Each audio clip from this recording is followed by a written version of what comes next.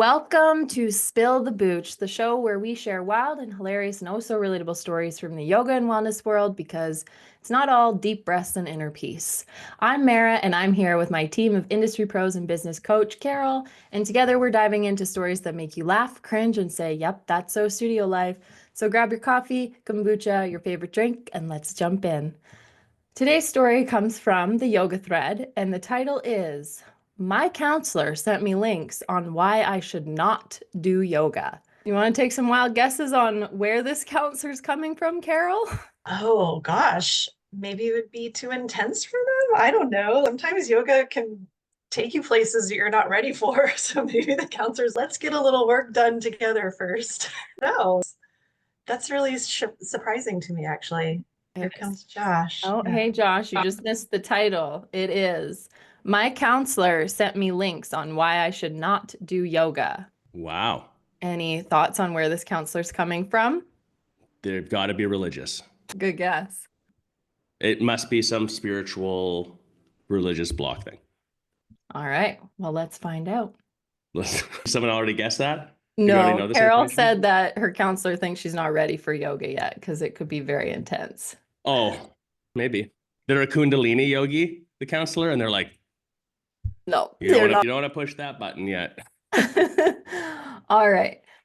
I mentioned to my counselor in our last session that I started yoga and was loving it for my mental health. I then received an email from her with links as to why Christians should not do yoga and how it invites evil spirits. I am Christian, but that isn't something that's part of our counseling sessions. I felt like it was out of line to send me that, and I'm not sure how I should respond or at all let it all go. It was really off-putting. Update, she is an LMFT, a licensed marriage family therapist, so a therapist. My husband and I were doing couples therapy, and I did express that this was out of bounds and I didn't feel comfortable continuing. She did apologize, but I think missed the point. She could have gone about this a much better way. I had no idea I would click on a video link that said, "You are opening demonic doors, warning against yoga." It was shocking. Update. Yes, I terminated the relationship. She did apologize, but I had to explain the inappropriate nature of her email and how that could be damaging. Wow. That is, I was raised Christian, but I don't remember there being an episode on Veggie Tales shaming yoga at all. There was nothing about that. What do you guys think? Is this relatable, ridiculous, or a little too real? What's your read on it? I think that there are certain places, at least in the United States, where you have to be really aware of what the vibe is in the town that you're like, if you're opening a studio, it could be seen as something that's religious and that people won't even try because they have those preconceived notions about it. Yeah, it could happen. I don't love that this is a therapist that their own spin on this. Like, I guess again, I watch a lot of cult things. It's sort of veering into that realm where it's like, go to like a spiritual counselor, and that is a different thing. This sounded like your typical kind of marriage counseling relationship, and I don't think that that's really a place to say anything to their client about whether yoga is good or bad, or she's finding peace in it and something good, then let her do it. Yeah, I I agree don't with know. that. Yeah. Josh, what do you think? Oh my God. I'm like my tongue here because there's my gut reaction of fighting against this. And then there's the like, I actually think, gut reaction is just like, fuck off. It's just so insane. This is actually relatable in that I've experienced this firsthand multiple times. Really? Like we used to go to the farmer's market every week Yeah. and have a booth where we would, people that are about a yoga practice, and we sold some retail and whatever else. It was a good like event thing we did. And one time a lady's walking by and we're just like, hey, have you ever tried yoga before? And she just lit me up for like minutes about how each posture represents a different deity and another religion. And if I practice, it's Hinduism and worshiping false idols. And like, she started talking about cows being sacred in India, like me up. And I was so dumbfounded because I was very prepared for this conversation, but it was so left field, like unpredictable. Yeah. I just stared at it. Like this was like, What the I, I fuck? just I just had nothing to say, and I think I like mud at the end, which was stupid. Like it's not, like it was something super shitty. But that was one of the more extreme examples. And then we also had at our studio, we had a big Ganesh, with two Ganeshes actually, like from India, like a It was like a fabric, we had a fabric like a one? fat, we like a fabric cloth of the window, and then we had a graffiti wall that had a big Ganesh head built into it as well. Oh yeah, with the Buddha statue. No, Right. There's a boot. statue. No, no. Anyways. Yeah, in any case, after a few people who had been practicing with for a while who were Christian, um, very politely came up and asked about it. They're like, how come you put this deity or this thing on the wall, like a decoration? And I really appreciated that because they had been hearing this narrative of like maybe being demonic or whatever, or like against their religion in some way.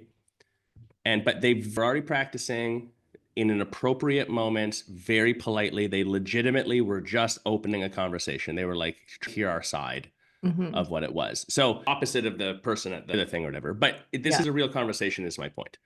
Yeah. Yeah. Other than the relatable part, what I would say is like, question is this a Christian counselor or is this an actual licensed marriage?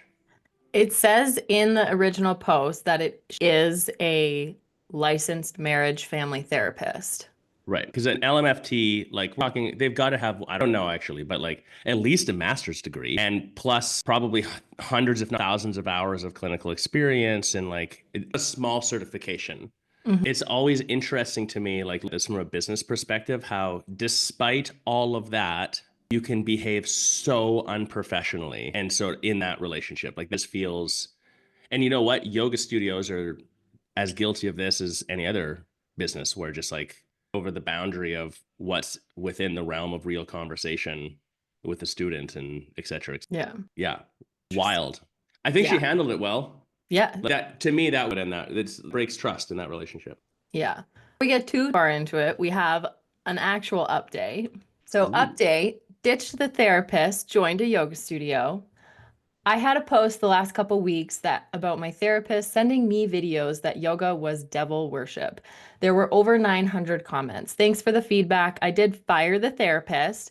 I also joined a yoga studio for cheaper than the therapist cost and have never felt better. I've been going 2 to 4 times a week and I can squat down without knee pain. My back doesn't hurt when I wake up anymore.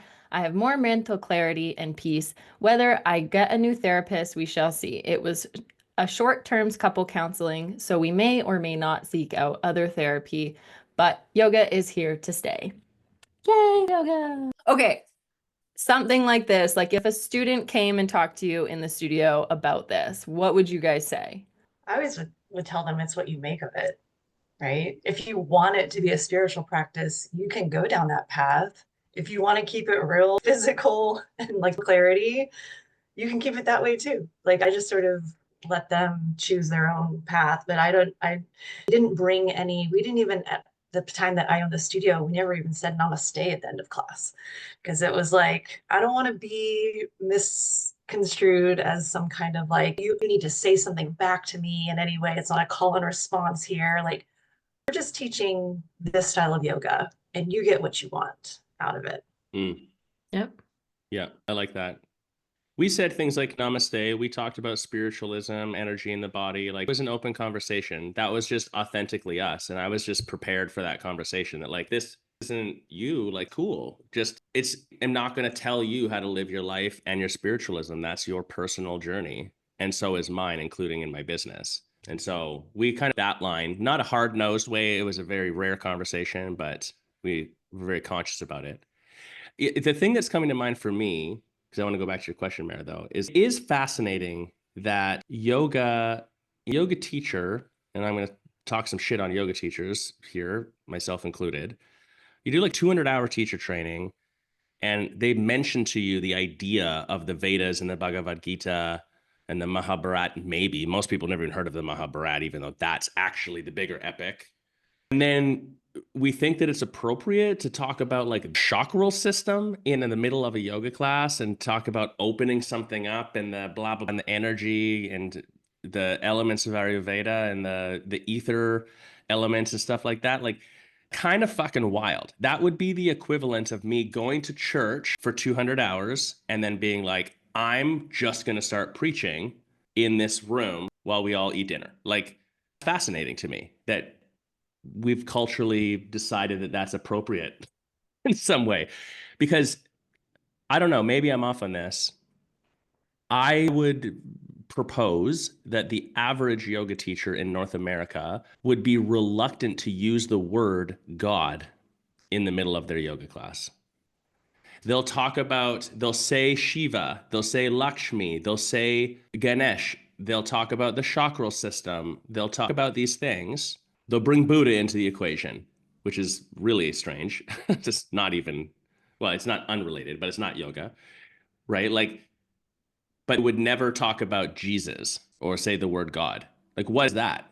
Why is it one and not the other? Like, it's sort of like having conversation. So I don't even know. I'm not saying anything's good or bad, or you should or shouldn't. I'm just saying that's fascinating.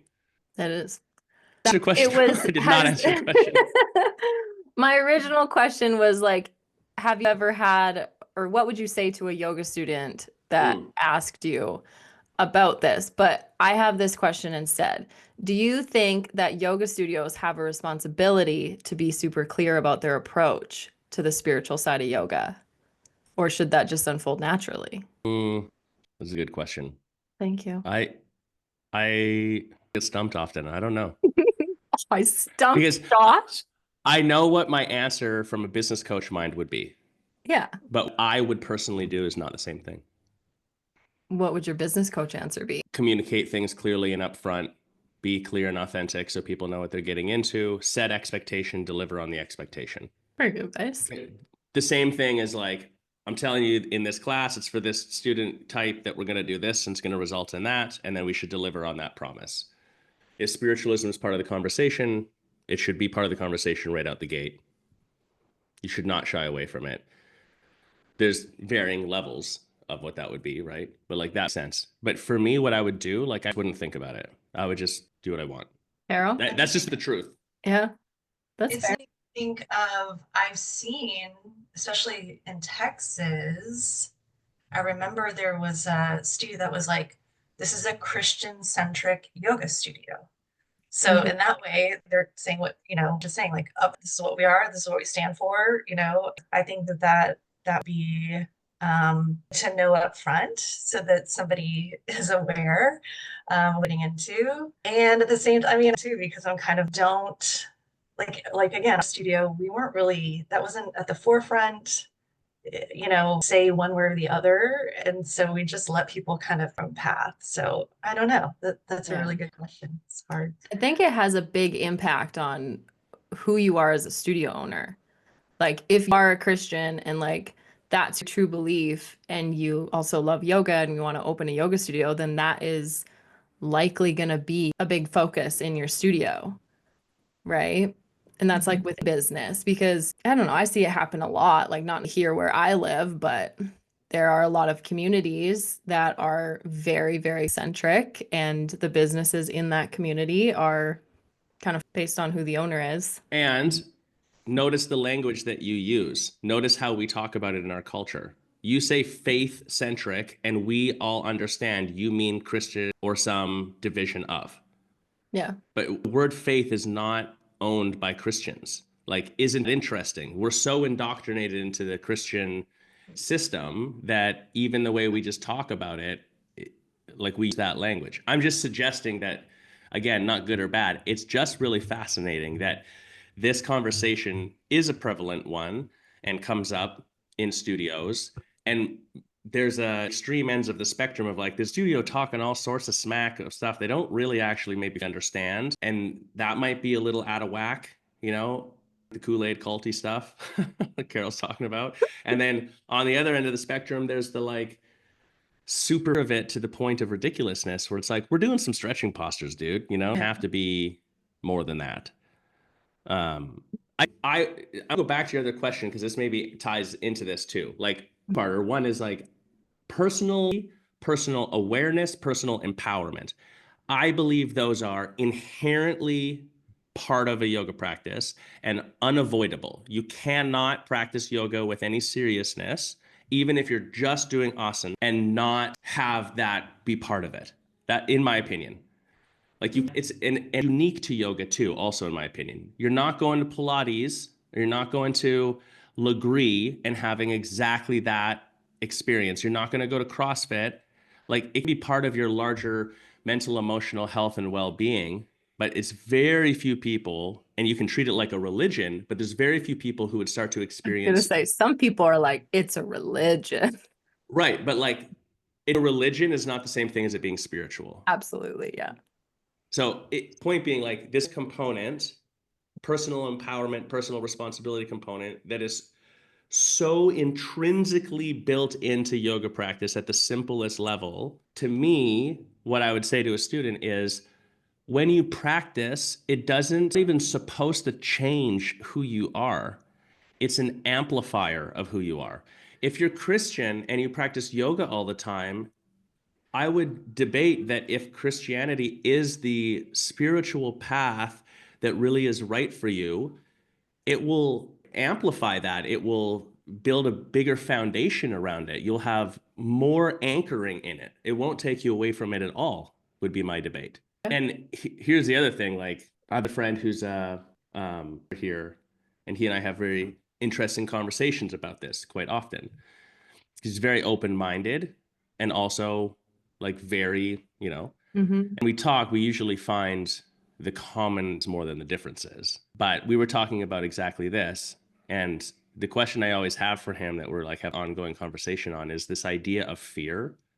This idea that like, oh, if I do these yoga postures and there's a mudra and that's some sort of if you make the debate pray or a prayer thing towards a specific deity, that the risk of disrupting your Christianity, I'm not articulating this perfectly, but like I understand that part. Like if really Christian and you're really anchored in that, like why would that even be possible? Like this of the devil or whatever leading you astray from it. Like and that being done through a yoga posture or a breathing exercise seems really based and really kind of absurd. Like it makes sense in my brain. That's the question. And I'm not even talking any shit. I'm like the legitimate ongoing question and conversation that I'm having with people, because that's a prevalent thing that I hear.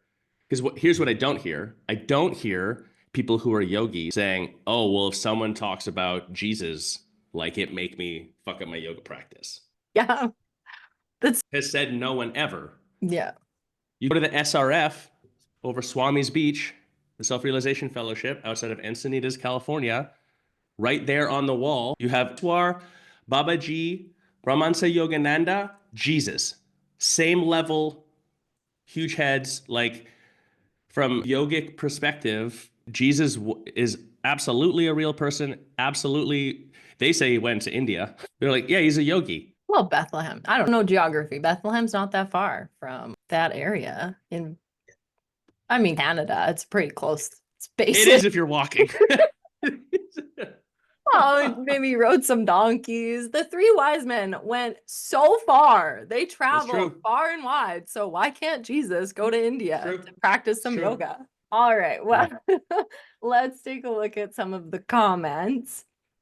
So a lot of the comments actually kind of what you were saying, Josh. There's former Protestant Christian here. The anti-yoga reasons I was told didn't have to do with yoga postures. They were 1, emptying your mind makes room for demons to possess you. And 2, yoga attempts you to consider Buddhism and non-other Christian spiritualism. It would be hilarious if we lived in a world where accidentally striking the wrong pose in Twister got you possessed by a demon. Well, I don't know. I think there's some people that might take it that far. There's people who might think that way, yeah. Carol, what I'm at a loss for, I can't recall what the thing called at specific religious universities where they can't have sex, so they bring their friend in and get them to bounce on the bed. Oh God. What? You know what I'm talking about though, right? I know exactly what you're talking about. This is the thing. Where? In States. It's Christian. It's that's right. Yeah. Latter-day type of thing. Yeah. Because oh my God, There's a I don't name want to for go it. there. Is this on the Mormon Wives show? Like, Yep. I You're stopped about it. You're watching the it. It was too Housewives. ridiculous. Yeah. Salt Lake City. Watch it. You'll know what that is. Boy. Yeah, it's because soak. Do you guys know what that is? Yeah, exactly. We're Yeah. taking it into I'm just Twister made me think of it because I'm like, people will find a way. Yeah. Yes. Ooh. Oh my All gosh. right. All right, another comment. It's breathing control and physical health. Spirits aren't going to be like, ooh, she's bending just right for me to possess her. And anyone who thinks so is probably worried that seeing an ad for The Exorcist put demons on their phone. In other words, bit of a nutcase. I have a super Catholic friend that posted a diatribe about yoga last year. I'm thinking the super religious and scared of their doom and gloom, anti everything is losing folks to the actual calming effects of yoga, mindfulness, and meditation. Lot less money for their church. Oh my goodness. Another therapist here. I'm curious as if OP is seeing a licensed therapist or a spiritual counselor. Josh, you mentioned this. I Yeah. think this would be harmful for a therapist to be doing. I don't know much about Christian therapists, but my assumption is that they would not be opposed to healthy coping skills. And then someone commented on that saying there are religious counselors that disguise themselves as actual therapists. And I'm guessing this is what OP saw. I was sent to one when I was younger. My parents definitely didn't know what they were actually getting me into. They thought it was just normal therapy from a Christian provider. They go to school and get all the required credentials, but their actual practice is based on religious teachings and not science or secular therapy best practices. Then they can accept insurance and bill hundreds of dollars an hour like an actual licensed professional while talking about demons and other nonsense. An extreme example would be Jody Hildebrand, who was a licensed counselor with a counseling degree from a public university, but there are tons of these people networking and marketing within religious communities. Just Hence watch the that. question. Yeah. Mm-hmm. Yeah, crazy. The comments was talking about introduction of Buddhism in yoga. Which is really fascinating. Buddhism and yogic traditions, in my understanding, share, like, they sprout from the same region. They sprout from a similar ancient philosophy. Yeah, Sramanan, Vedic Sramanan or something it's called. But is that right? I'm probably butchering this word. you would know better than I do. So They're not the same thing, though. It's interesting that Buddhism does come into a yoga studio's conversation. It's like one of the most cliche things that every yoga studio has is a Buddha, which, like, cool. And also, but I don't know. I Another think point a that's lot being of said is, like, these are like these prevalent narratives yeah, that I feel like in the West, yoga has actually lost. This is the argument for yoga as appropriation, right? Is that, like, it's lost its roots and its lineages have been dispersed generally. And so what ends up happening in the place of those elements is the studio owners or community or whatever just, like, pulling in these sort of nice ideas yeah, from everywhere. The most recent one is, like, ikigai is this huge surge of popularity right now. You become a certified ikigai coach or whatever. Like, that's a Japanese, and it's been, like, totally bastardized, the version of that the internet promotes. But that's in studios all of a sudden. I'm seeing interesting. everywhere. So Yeah, I don't interesting. know. I think that people just like straight up aren't educated on all the religions out there. And if you're not educated on, like, there's tons of religions out there that I have no idea what the ins and outs are of. And when people think of Buddhism, they think calm, relaxed, like you're peaceful. And I'm assuming, anyways, personally, that's why people always assume that Buddhism is related to yoga because they're cool and calm. Well, the core goal of Buddhism would be liberation, nirvana. We even use that word in yoga studios, right? I was just gonna say that. It's like that's a very common word used in yoga studios. The core goal of yoga is also liberation, but we call it moksha. But it's the same, not exactly the same. It's like a similar concept. The only other concept in yoga that's would be a goal would be atma, like connection with self, your soul. Yeah. But by disillusion of suffering and ego, getting it out of the way. And then, like, one of the crux, like, central concepts, Buddhism is meditation. Yoga is one of the one Yeah. of the 8 limbs of Patanjali's. Yeah. All right. Let's switch gears a bit here and play a game called Preacher or Pranayama. You tell me if it's a line from a Sunday sermon or a Sunday slow flow. Oh my God. You must cleanse yourself of all that no longer serves you. Pranayama. Carol? That's a yoga class. Yeah, could be a sound bath or could be a Southern pastor talking about sin. Your suffering is just a test. Your faith will guide you through. Sunday sermon. Sunday sermon. Okay. The light within you is more powerful than any darkness around you. Fucking yoga, dude, all day. Jesus. I mean, probably also in Sunday sermon. These could go both either way, all these. Yeah, they're pretty close. Yeah, I was thinking actually Sunday sermon, but I haven't been in a long time, so I wouldn't. If you just surrender, the divine will take over. Sunday sermon. I don't know. I feel like that's a yoga. I could see that in yoga class in a weird way with certain teachers. Yeah, that's true. All of these could go either way for sure. Yeah. Align your body and your soul will follow. Yoga. Yoga. Have you invited spirit into your heart today? Sunday sermon. Sunday sermon. You are not your body. You are the awareness behind it. Yoga. Close your eyes and feel the presence of something greater. Shit. That's a tricky one.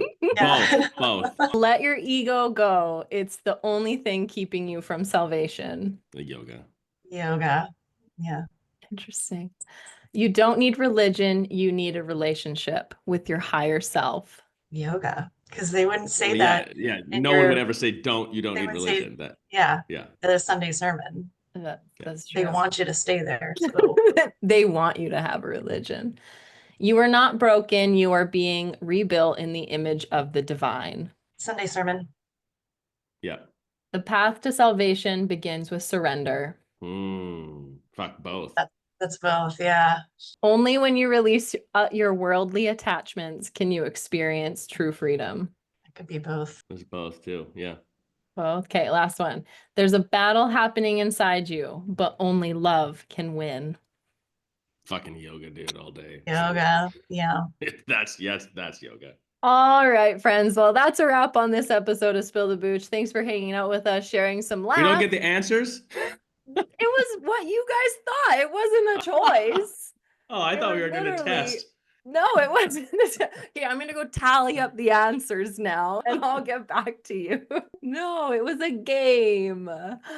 Thanks for hanging out with us, sharing some laughs, because let's face it, yoga might be zen, but life isn't always. Don't forget to subscribe, leave us a review, and share your own wild stories with us. You might just hear them on the show. Until next time, cheers. Spill the booch, just a scoop, let me pour it in the cup. Namaste with the drummer, now we bout to turn it up. Stretching true like a Hemi hot tea in the room. Sip the kombucha fizz while we watch it go boom. Yeah.